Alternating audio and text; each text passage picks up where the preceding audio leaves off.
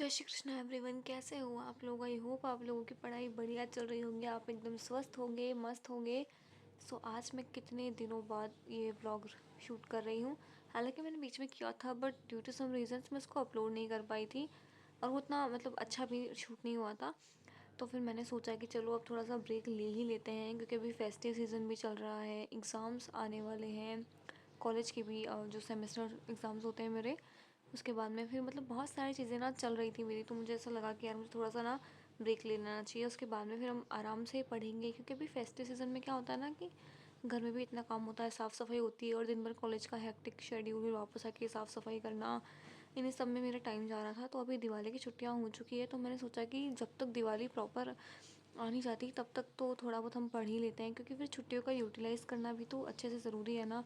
क्योंकि जब आप घर पे होते हो ना, तब हालांकि काम तो उतना ही रहता है, क्योंकि अभी वही है ना कि त्योहार का सीज़न है और अब चाहे कितना भी कर लो, कुछ ना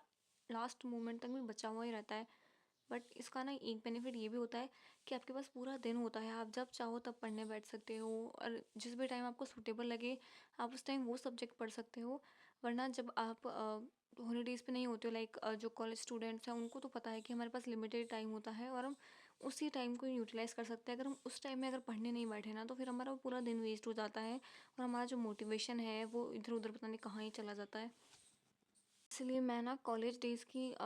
बजाय छुट्टियों के दिनों में ज़्यादा अच्छे से पढ़ना प्रेफर करती हूँ, क्योंकि मुझे ऐसा लगता है कि जब आपकी छुट्टियाँ होती हैं तो आप इतना पढ़ लो आराम से, ताकि जब आपका कोई शेड्यूल बिजी वाला हो जाए तब आपको इतना ज़्यादा लोड ना रहे कि आपने ये नहीं किया, आपने वो नहीं किया, तो अच्छे से चीज़ें कवर हो जाए। तो यहाँ मॉर्निंग में मैं कर रही थी पॉलिटी, और सुबह भी मैंने मॉर्निंग में यही वाला स्टार्ट किया था पॉलिटी का, बट मैं उसको बीच में मैंने अधूरा छोड़ दिया था। तो फिर मैंने सोचा कि चलो अपना सारा काम निपटा कर ही मैं करूँगी, और जैसे मैं थोड़ी देर पढ़ने बैठी और फिर हमारे पानी आ गया। तो फिर पानी वगैरह भरने के बाद में मैं फिर से पढ़ने बैठी, क्योंकि मेरा ऐसा मैं मतलब 2 टारगेट्स लिए थे मैंने कि मुझे ये 2 टॉपिक को तो अच्छे से रिवाइज़ करना ही है, और उनका मतलब जो भी पोर्शन मेरा छूटा हुआ है उनको भी मैं लिख लेती हूँ, ताकि चीज़ें ना लिखी हुई रहती है ना, तो आपको मतलब ऐसा रहता है कि हाँ मेरे पास नोट्स बने हुए हैं, तो मुझे दोबारा से बुक खोल कर नहीं देखना पड़ेगा और हमें जल्दी से चीज़ें रिवाइज़ हो जाती है। क्योंकि मेरे साथ ऐसा होता है ना कि कोई चीज़ अगर मुझे नहीं याद आ रही है, बेसिकली जैसे कोई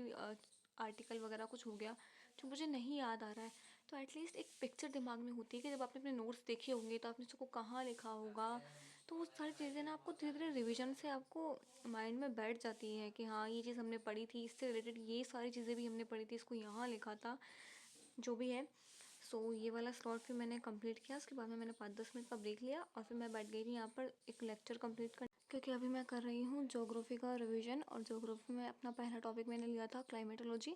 तो उससे रिलेटेड जितनी भी चीज़ें थी वो मैंने लर्न कर ली है, बट मैंने सोचा कि चलो एक मैराथन सेशन भी देख ही लेते हैं। इससे आपके जो कंसेप्ट है ना वो और अच्छे से क्लियर हो जाएंगे एक बार। तो मतलब मैं ऐसा ही करती हूँ, कोशिश करती हूँ कि जब मैं रिवीजन करने बैठूँ ना तो खुद से भी पढ़ लूँ और प्लस जो भी मैराथन सेशंस होते हैं ना उसको देख कर मैं रिवाइज़ कर लूँ, क्योंकि ऐसे आप 3-4 बार अच्छे से रिवाइज़ कर पाते हो। और जो मतलब मेरे साथ तो ऐसा होता है कि टीचर जो एग्जाम्पल्स वगैरह सब कुछ देते हैं ना, सब कुछ मेरे दिमाग में अच्छे से बैठ जाता है। उसके बाद फिर मैंने हीट बजट वगैरह पढ़ा है, और ये बहुत अच्छे से मतलब जीआईएफ के थ्रू समझा रहे थे सर कि कैसे क्या कौन सी जो ऊष्मा है वो किधर से आती है और किधर जाती है। उसके बाद में फिर मैंने थोड़ा सा ब्रेक लिया, लंच ब्रेक, और यहाँ पर मैंने सोचा कि चलो सीरीज़ देखते देखते है ना खाना खाते हैं, क्योंकि मुझे चाहिए होता है भाई, जब भी मैं खाना खाने बैठती हूँ ना मुझे कुछ ना कुछ तो चाहिए होता है, देखना होता है, अच्छा लगता है जब भी हम ऐसा कुछ भी देखते हैं, तो माइंड भी रिलैक्स हो जाता है और प्लस जो थोड़ी देर के लिए सही पर जो पढ़ाई का स्ट्रेस होता है ना वो भी दिमाग से निकल जाता है।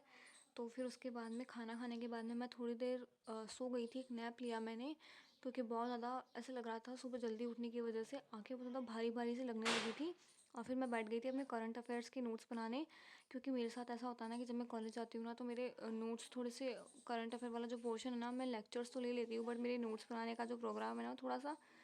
टलता रहता है, इधर उधर शिफ्ट होता रहता है, क्योंकि फिर इतना ही टाइम मिलता है कि आप या तो अपना सब्जेक्ट कवर कर लो या फिर करंट अफेयर के नोट्स बना लो। तो मैं प्रेफर करती हूँ कि छुट्टी जब होती है मेरी तो मैं उस दिन ये काम कर लूँ, ताकि ज़्यादा बर्डन भी ना रहे और साथ के साथ चीज़ें कवर होती रहें। कभी कभी पता है ना क्या होता है कि मुझे ना बहुत ज़्यादा डीमोटिवेट फील होता है, और पता है अभी बीच में मेरे साथ ना ऐसा ही होने लग गया था। मुझे ऐसा लगने लगा था कि मतलब क्यों ही पढ़ रही हूँ मैं, नहीं होगा मेरे से, मतलब बहुत टफ है, ऐसा वैसा जो भी है, मतलब बहुत हार्ड वर्किंग लोग ऐसा कर पाते हैं जो लोग दिन भर पढ़ते हैं। और मतलब हमारे साथ ऐसा है ना कि हमारे जो डेली लाइफ है वो कितना ज़्यादा बिजी है, हमें नहीं मिल पाता है पढ़ने का इतना ज़्यादा टाइम। फिर मुझे सडनली रियलाइज़ होता था कि नहीं यार, जब मान ही लिया है कि नहीं होगा तो कोशिश करके देखने में क्या हर्ज है। और पता है, हमारे सर भी हमेशा यही कहते हैं कि जब भी तुम किसी चीज़ के लिए प्रिपेयर करते हो ना, मान लो कि तुम वो चीज़ नहीं कर सकते, क्योंकि जब तुम ये मान लेते हो कि तुमसे नहीं होगा, तो जो हार जाने का या फेल होने का जो डर होता है ना, वो हमारे अंदर से ऑलरेडी निकल चुका होता है। इसलिए फिर हम जो भी करते हैं ना, वो बिना इस डर के करते हैं कि हम फेल हो गए तो क्या होगा, हमसे नहीं हुआ तो क्या होगा। इन सारी चीज़ों को दिमाग में से निकाल कर जब हम फ्री माइंड होकर किसी चीज़ को एंजॉय करते हैं या किसी काम को करते हैं, तो डेफ़िनेटली उसका फल हमें कहीं न कहीं तो मिलता ही होगा। और अभी ये ना, रिसेंटली मैंने ना एक वीडियो देखा था, उसमें भी सर ने यही बोला था कि आप ये मत सोचो कि तुमने कितना हार्ड वर्क किया था और यूनिवर्स ने तुम्हें क्या नहीं दिया, ये दुनिया गोल है। और तुम्हारे जो हार्ड वर्क्स है ना, वो एक दिन तुम्हारी जो एनर्जी तुमने खर्च की है ना, वो कहीं ना कहीं किसी ना किसी रूप में तुम्हें ज़रूर मिलेगी। और तुम्हें लगता है, अभी लग रहा होगा कि नहीं,